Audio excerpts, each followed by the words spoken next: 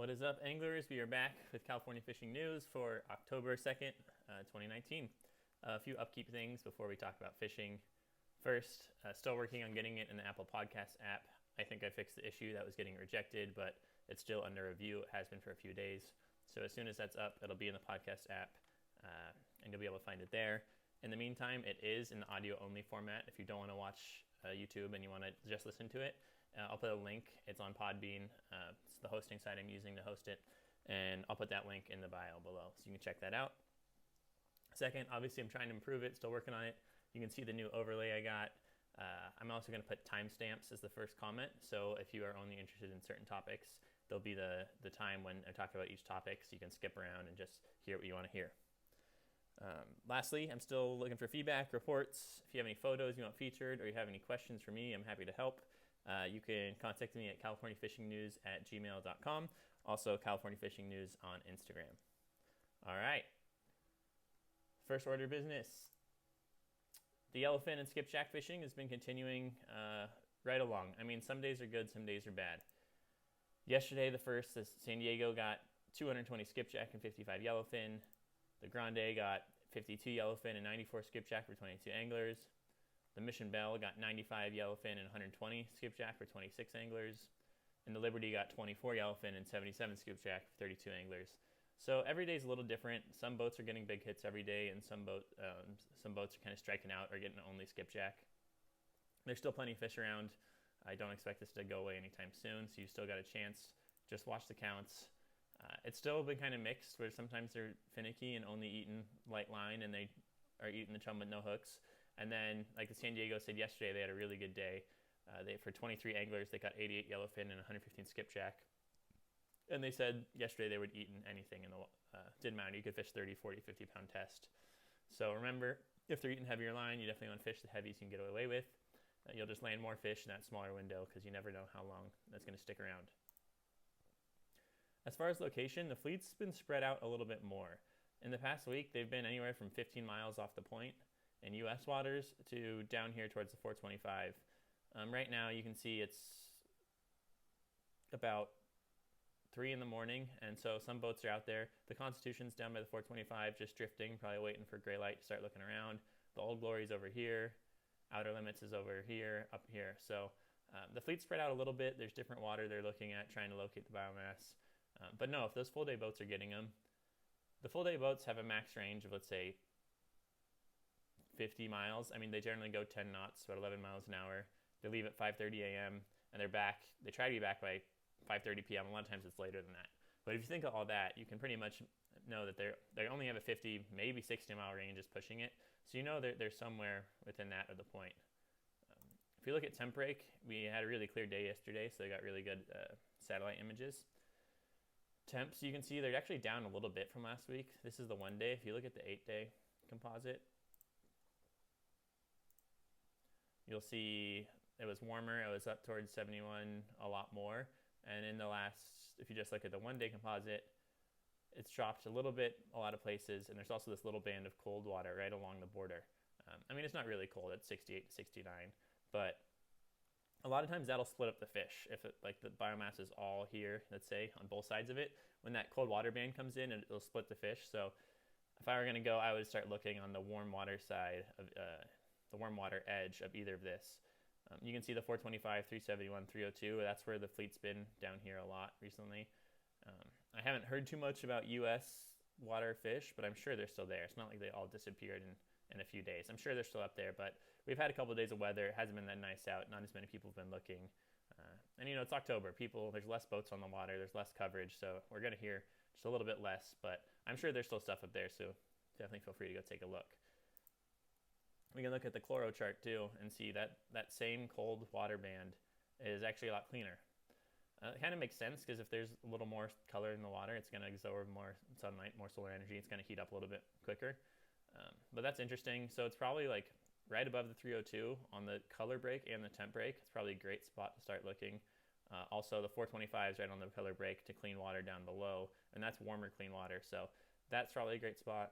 That's a great spot. But yeah, still plenty of skipjack and yellowfin around. Some nights they're getting a lot more skipjack, but I mean the Aztec just called in for a 2-day trip. They had limits of yellowfin and limits yellowtail. The yellowtail, I bet, were small. They didn't say a size, and usually when they don't say a size or talk about the grade, it's because they're small little 3 to maybe 10 pounders coming off kelps. But hey, they're still good eating. So, you'll take them if that's what's biting. As far as the bluefin, there was really good news last week. There was a new moon we talked about, and they started eating stuff besides the flying fish. There was a couple 100-pounders that were caught on Flyline Max, an 80-pound test. There was a number of fish caught on flat falls, including one super cow, over 300, caught on a flat fall. And plenty still eating the flying fish as well. The only bad news is we had a couple days of weather yesterday and the day before. It was really blowing out here towards the backside of San Clemente Island. The Thunderbird was still out there, and they still put together a trip. They got 9 for 2 days, all about 100 pounds. So, still decent and really nice sized fish, but they're not seeing the 200 to 300 pounders anymore. I bet they will find them again. It just, it was 25, 30 knots of wind. There was mixed swell out there. It was definitely not very fun out there. So I bet this week the weather's going to be better. People will find them again. But the 100-pounder is still great of fish. Still be awesome to catch. And they're still biting out there. So that's awesome. I will say, if you look up here, backside of Clenny, the Tornado's out here. So you can see they're going to go looking out here. There's, Tanner and Cortez Bank are down here. We can probably see those if we go to bottom detail on temp break.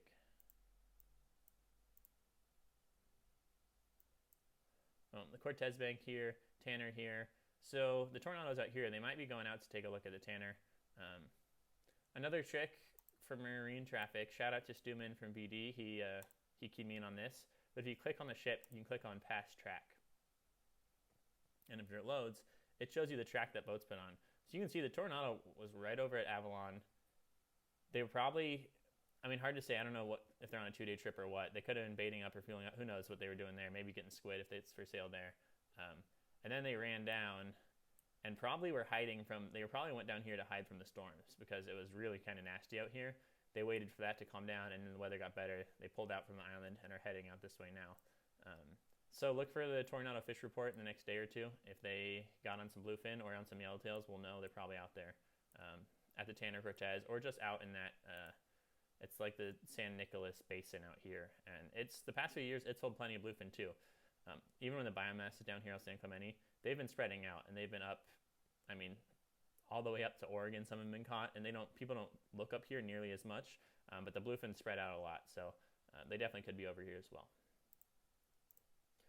Moving on from bluefin, we still got to talk about swordfish. There's definitely been a few caught this week. I don't know how many. It's not like I get keyed in on every swordfish that's caught, but most notable is Brandon Hayward of Bite Sport Fishing, Bite Charters. He got Kathy on one. It's like a regular client.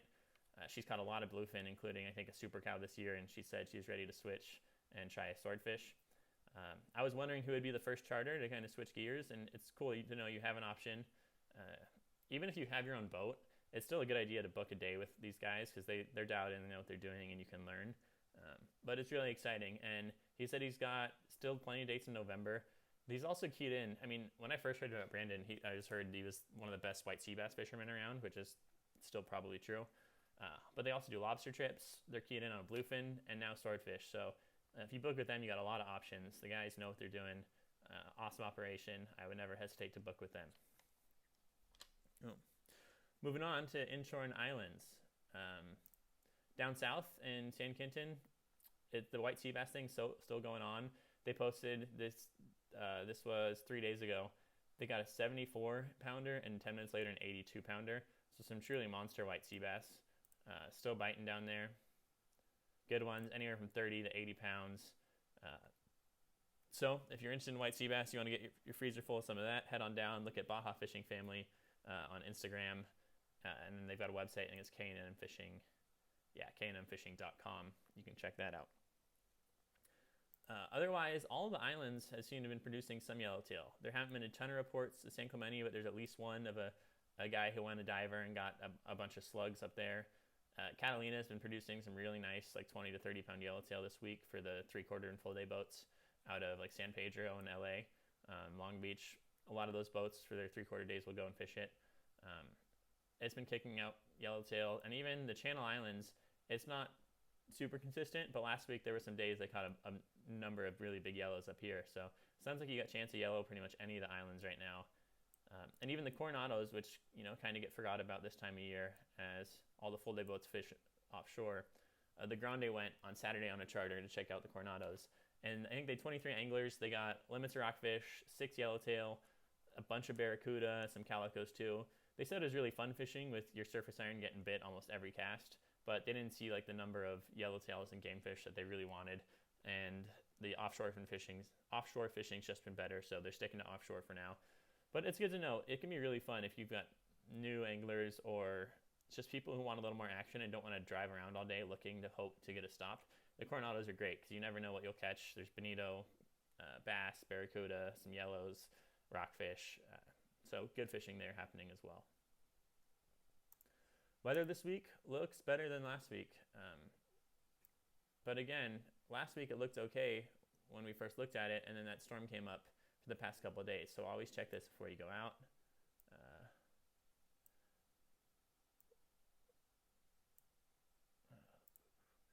But it looks like tonight, or let's say start with Wednesday. 10 knots, gust to 15 knots in the afternoon. A little bit messy. 2 to 3 feet at 8 seconds is not amazing or super nice for small boats, but totally fishable. And then Thursday looks totally good. Friday looks totally fine. Saturday looks fine. And Sunday looks fine for the inshore stuff, 0 to 30 miles out. For the 30 to 60 mile zone, including San Clemente Island, it looks pretty much the same. Wednesday night, 10 knots with gusts to 15 knots. And then Thursday, less than 10 knots becoming 10 knots.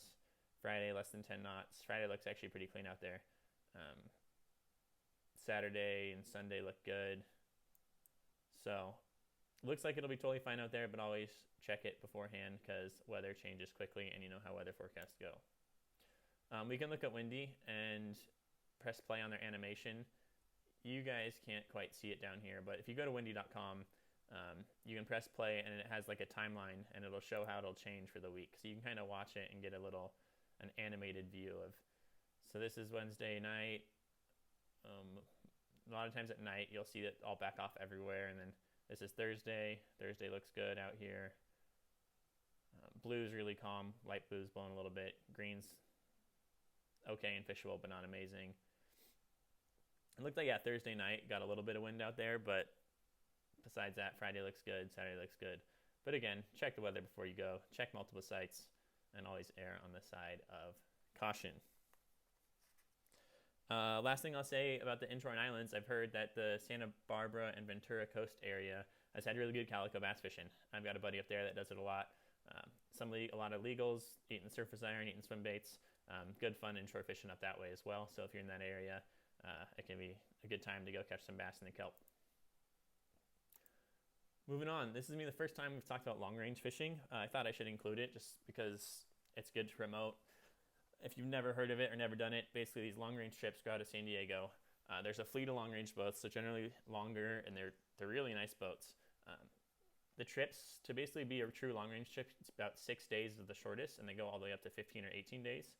And there's a variety of areas they'll fish. The shorter 6-8 day trips will fish the Guadalupe Island if the boat has permits. Not all the boats have permits to fish Guadalupe. The 8-day to 10-day, they start going down a little more south and they'll fish what's called the Ridge and Alijos Rocks. You can get wahoo down there, grouper, good variety trips. I haven't done a true long-range trip yet, but I want to do a 10-day, and I've never caught a wahoo. I want to get down there and do that. And then the 15 days go down to Hurricane Bank, and those fish for the cow, 200-plus pound yellowfin tuna. Those have like 3 days of travel time straight down, and some boats will even do flyback trips where you ride down, you go fish, and then the boat pulls into Cabo, and you fly home from Cabo, so you don't have to spend another 3 days on the boat coming back up if you want to do it that way. They're not cheap. They cost anywhere from $400 to $500 a day. So for a 6-day, you're looking at $2,500 or so. But the food is world class. The service is really, really good. It's just multiple steps up from our local overnight to day and a half, 2-day fleet. They just do everything really good. Everyone says you just got to try it, and it's good to support the fleet. Mexico's closed different areas. You used to be able to fish Cedros. You used to be able to fish Clarion Island, and they're closing them. And because it's expensive, a lot of the guys that do this, they're aging out of the sport, and the long-range feeds, there's been some mumbling about it. It's not what it used to be, and it could die. So it's good to get young people excited about it. Sure, it's not cheap, but if you add up, if you do a couple day-and-a-halves and you do a couple private trips and 1-2 day trip of summer, like, you could definitely cut all those out and just do a 6-day for the same cost. And people say you got to see Guadalupe. Guadalupe, they've been having good fishing lately for yellowfin, a lot in the 50-pound range, all the way up to 100-pound fish. And then usually there's really big yellowtail too, up to 40-50 pounders. The yellowtail haven't been showing recently. There probably still some around, but for whatever reason they haven't been biting. Let's see, like this is a shark bait trip at Guadalupe. Bunch of nice yellowfin being caught. It's also where they do a lot of the filming for great white shark stuff. Their islander used to run, maybe they still do run shark trips down there. But you talk about how when you hook these fish, you got to pull hard, because if not, depending on how bad the sharks are, sometimes the sharks will take 75% of the fish, and other times they're only taking 10, 15, or 20% of the fish. But it's just interesting just to see. There was a report last week of this shark jumped out of the water at the rail, and apparently they were saying it was trying to bite the angler, and it hit the rail so hard, the crew said it felt like a car hit the side of the boat, and it literally knocked the rail loose from the side of the boat. So, watch yourself if you're leaning over the rail, but that's pretty rare. But it could just be epic to see. There's like 15, 18-foot great white sharks. It's just awesome down there. Besides Guadalupe, it's also the time of year where people are doing 8 and 10-day trips down to the rocks. Kevin Matson just left on a trip on the Excel. He's got a wahoo already. Beautiful fish. Also a nice Gulf grouper on a flatline yellowtail. So it sounds like the wrongwing fishing's been good recently. Not every trip's as good as others. Sometimes you get down there and all you catch are small school-sized yellowfin, and the wahoo don't really show that much. But all you can really do is book your trip for the dates you can go and go for it and see. You never know. Some trips are going to be epic, some trips won't. But you really got to treat these as a true vacation, because it's amazing food, amazing service. Go to the Bloody Decks, go to the San Diego Long Range Fishing Reports forum. You can read some pretty awesome reports and see the food and see everything. But it's definitely worth checking out, and hopefully see you on a long range trip one day. Moving on to Northern California and Central California. I haven't heard too much about salmon lately. The season still goes till October 31st, and there's been some boats catching them, but the numbers haven't been stellar. I did find the new Huck Fin. It's out of Emeryville, which is in San Francisco Bay, and it looks like they've just been having awesome rockfish and lingcod fishing. Literally limits lingcod almost every day for the past 5 trips. It's 2 a person. Lingcod up to 20 pounds some days. And rockfish. If you've never done rock fishing in Northern or Central California, it's honestly a lot more fun than rock fishing in Southern California, because you don't have to fish nearly as deep. You get them in 40, 50 feet of water, 100 feet of water, but it's not as much work reeling up. They're better quality. They're more plentiful. Big lingcod. I think lingcod are one of the best eating fish in the ocean. They're just really delicious white meat. So if you're up around the bay and you want to hop on a trip, check out new Huck Fin sport fishing. There's a bunch of other landings, and depending on where you're at, what's easy to access for you. But you can check. Sometimes they might be targeting salmon. Sometimes we're going to targeting rockfish. And even they went on the 28th. They fished the bay, and they got 50 striped bass, 1 white sea bass, and 7 halibut. So there's options up there as well. As far as albacore, we talked about it a little bit last week. There hasn't been too much else heard about them. The Real Magic, it's a 6-pack boat out of Bodega Bay. They did go out and they got a handful. I think they got like 11. 33 miles west-southwest of the head is what they called in. 26, that's it. 26 albacore to 25 pounds, 33 miles west-southwest of the head, and 63-degree water. So there's definitely still some albacore up there, but again, there's not that much demand this time of year, not that many people are fishing, and then the weather window, it's going to be tough to get that many reports about it. But it's good to know they're out there, because when they bite, they can go stupid. And just keep an eye out if you're up that way. It'd be cool to get on some albacore. Moving on to talk about lobster fishing. You got to get sad for a second. Unfortunately, on lobster opener, a diver passed away in a dive-related incident. He's a member of the OC Spiros. His name is Ryan Huff. He's survived by his wife, Diane, 2 boys, Spencer and Gavin, who are 3 years old and 7 years old. I mean, super, super sad. They set up a GoFundMe for him. I'll put the link for that in the description of the video, so you can go check that out. Pretty cool. The community's rallied a bunch of support. They had a $10,000 goal at first, and they met it in like 18 hours. And they raised it to $15,000 goal, and they hit it. And now they raised it to $20,000 goal, and it's in one day they've raised over 16,000. Super sad. Just remember, guys, no fish or lobster is worth anything like that. Dive safe. You should always have a quick release on your lobster bag. A quick release is so if you're down there and there's swell, you can get kicked around and thrown, and your gauge, if it's attached to you, or your light, if it's attached to you, or your bag, anything that's attached to you can get caught on rocks. And if you're at the end of your breath hold, you get caught on a rock. If you don't have enough time, I mean, that can just be it. So if you're attaching like your gauge or anything to you, you should use thin enough wire that you can snap it if you just pull it really quick. And for your bag, you want to have a quick, easy release, and you want to make sure I know it's tough when you're diving. You got your belt, you got weights, you got your lobster bag, you got a knife somewhere. Hopefully that should be on your leg. But make sure that when doesn't matter if you quick release on your lobster bag if you put your weight belt over it. Just take all the safety precautions. Super sad stuff, but I'll put that link if you feel like donating. And there'll be more. The OC Spiros, you can follow them on Instagram. They will post about the details when it comes out and it's the time. But for now, everyone's just kind of mourning. So really sad to hear, but it is scuba diving, free diving. They are inherently dangerous sports. It can happen, but it's still always sad when it does. Other than that, though, it sounds like it's been a decent opener for people. A lot of my diver buddies have been getting limits or close to limits. I know opener, there was a lot of swell and kind of a washing machine out there. So, but other guys hooping have been getting good counts too. The Alicia and the Jig Strike, both I believe are at HM Landing, and they are charter boats that do twilight trips for lobsters. Last night, the Alicia got 28 legals for 10 people and a bunch of shorts, and the Jig Strike got 8 legals for 9 people. So, not excellent by the Jig Strike.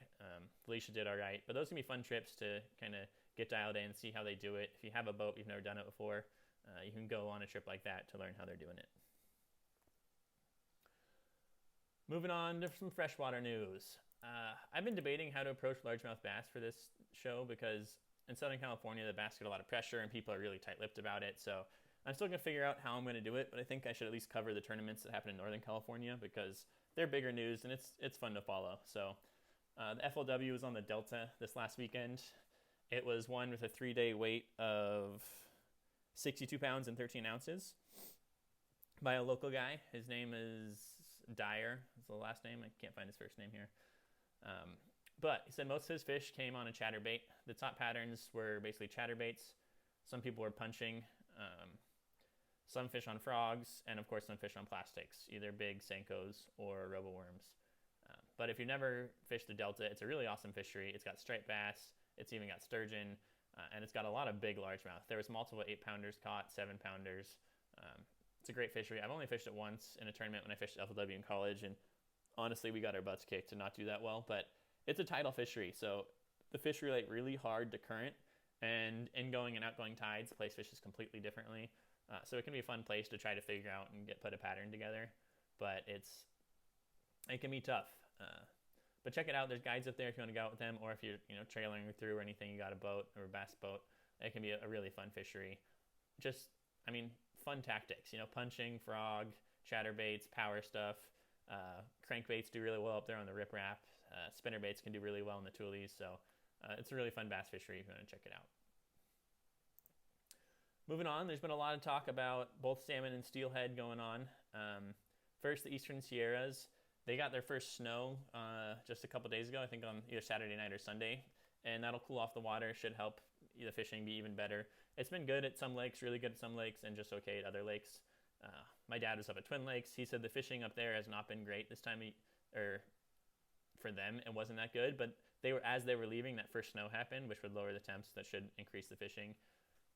But Grant Lake has good fishing. That's in the June Lake Loop. Crowley Lake can be good. The Owens, I've seen some good reports. So it's still a great time to get up there. Get up there before it gets too cold. It's beautiful. It's awesome. Otherwise, there's the Sacramento River. We've talked about it a little bit. Still kicking out king salmon. They're still waiting on the main run of salmon to come up, but they've been getting good, and some more chromers. Can be the best eating. Also, the Klamath River, it's waiting on its main salmon run. The Klamath's way up north towards the very tip of California, towards like Arcata. But they've had good steelhead fishing, and some salmon starting to mix in there. And the Trinity River, which is a little more towards central, or it's still pretty north, but a little south of the Klamath, they are booking steelhead. Apparently the steelhead run is November and December is the best time for steelhead, but it will run until February. They have both hatchery and wild fish up there. You can keep 2 hatchery fish a day, and you got to release all the wild ones. They mark it by cutting a certain adipose fin, I believe, on the hatchery fish, so you know. But they do drift fishing up there. You can get them on fly gear or on conventional tackle. Either way, it can be pretty fun fishing. The last thing I want to talk about freshwater is it's actually not even in California, but it's frequented by a lot of the California guides, so I want to include it. But Pyramid Lake. This is not the Pyramid Lake that you pass going up the 5 to run California. This is Pyramid Lake, Nevada. But it is known for having these huge Lahotan cutthroat trout that get upwards of 20 pounds. No joke. These things are just monsters. I've never made it up there yet, but I really want to. These things just look like, I mean, the biggest trout you're going to see pretty much anywhere in the world. Looks awesome. And October 1st was opening day. So it just opened yesterday. Haven't got any reports yet, but apparently October can be really good. And bait balls will get, like, they'll start pushing bait into balls, almost like tuna offshore, and you see some pretty insane action. And a lot of times, float tubers and boaters do better early before the water temps really drop, and then the shore-based anglers do a little better. You'll see photos of guys standing on ladders. You bring, like, little step ladders, like this one, and everyone stands on their step ladders and casts and casts and casts. A lot of fly fishermen. But there's a bunch of guides up there you can check out. You can go to just Google Pyramid Lake, and you can get more information on that. But if you're a big trout guy, it's definitely worth a trip at some point in your fishing career. Lastly, I just want to talk about events. I figured I'd add an event part where anytime there's events happening in the fishing world, I can kind of promote them here. If you haven't seen the Alpine Beer fishing team on Instagram, you should check it out. They kind of started this fishing club, fishing team, and it's been taken off. They do a meeting once a month. It is the first Sunday of the month at 9 a.m. at the Alpine Pub up in Alpine. It's on the way up kind of towards Mount Laguna. You can take the 8 up there, I'm pretty sure. But they do a raffle every year, and they give away thousands of dollars of gear in this raffle. Like, they'll have rods, nice reels, all sorts of different stuff. And they also have a contest every month where take a photo with either Alpine Beer or Alpine Gear with your fish, post on Instagram and tag them, and they repost them all, and whoever gets the most likes wins a $100 gift card. So pretty cool. I love Alpine Beer. I think the Duet IPA is just what's one of my favorite beers for sure. They make great beer, and the dudes, they're supporting the community. 15% of the proceeds from the raffle go to charity, and then the other 85% go to next month's raffle. And he's always looking for suggestions, like what do we want to see? What do the anglers want to see at the raffle? You can message them on Instagram. And so I don't know if you can view their story here. You can. Oh, this is just the Alpine Beer Co. I need to find their actual fishing team.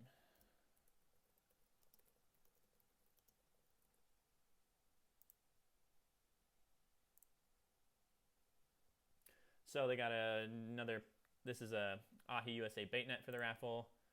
They got a bunch of surface irons, tatties, look beautiful. Some sub-safe. These things are for your sandwich, so it doesn't get wet on boats. And you sign. But they'll have tons of gear up there in the raffle, and it's definitely worth checking out. I haven't made it to one yet because it's 9 a.m. on a Sunday, and it's about an hour from my house, so it's hard to make it up there. But I think I should make the December one. I'm hoping. So look for me there, guys. I'm going to try to bring something for the raffle and hopefully promote the podcast a little bit there as well. But that's it for this week. Last thing I want to mention. If you're trying to fish, this weekend there's a trip. It's on the Legend. Go to Bloody Decks. Go to the Southern California offshore trip planning. And there's a 2-day on the Legend. I think it's $600 includes meals and everything. It's got a really good group of anglers, and the charter master had a bunch of flakes, so he's trying to promote it. I know one of the anglers on there, and he's one of the best anglers I've ever fished with, and he's super gracious, and I learned a lot from fishing with him. So I think it'll be a great group of anglers. The weather's going to be way better. I bet it'll be a great trip. So if I was going to go this weekend, I would check that trip out personally. That'd be my hot trip of the week. Check it out, the Legend. Go to Bloody Decks and check that out. And there's also been a bunch of other reports on Bloody Decks. Again, I'm not going to post them or repost anything here. I want to support them and not try to just take their content. But go to Bloody Decks if you've never done it. Make an account, read the reports, post reports, ask questions. There's a lot to learn if you filter through some of the nonsense that comes with people online. All right, thanks for listening, guys. I'll work on getting this up on actual podcasts. I'll post those links I talked about, the GoFundMe for Ryan, the link to listen to just the audio for this, and I'll probably link to that trip too. I'll put a bunch of links down there in the description so you can check those out. Thanks for listening. Tell your friends, like, subscribe, comment, do all those things. It really helps. And I'll see you next week.